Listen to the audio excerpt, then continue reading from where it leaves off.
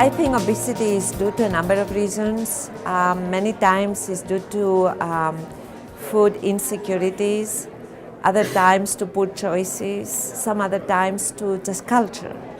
And for the young people, all right, those who are educated and who can really have access to information about nutrition, my advice will be to have a better variety of food, to have more diversity, to have fresh fruit, vegetables and fruits, and to have less processed food, and definitely less food that has more sugar or more fat. And of course, good balance and a good combination between healthy food and then good exercise and physical activity. I think that will really limit obesity among younger people. Young people who are educated, right, who have had the opportunity to be educated, yes, they do. They have choices, and they are smart enough, and they have the ability to use social media to access information that they will need to make the right choices. So I think that's what I would suggest.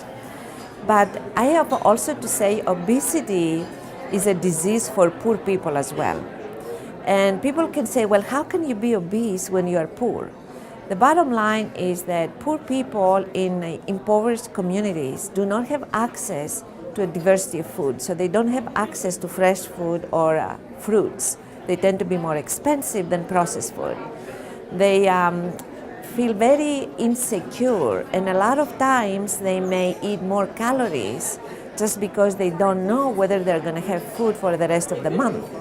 And so it's easy to get more calories at a lower cost, but less nutrition. So we see really obesity in the US to be a characteristic of very poor communities.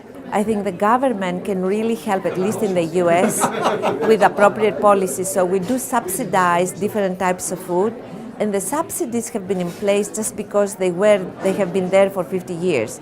Subsidies were introduced 50 years or 60 years ago to make food more available, but now the conditions have changed. So now it's time to start rethinking on what we subsidize.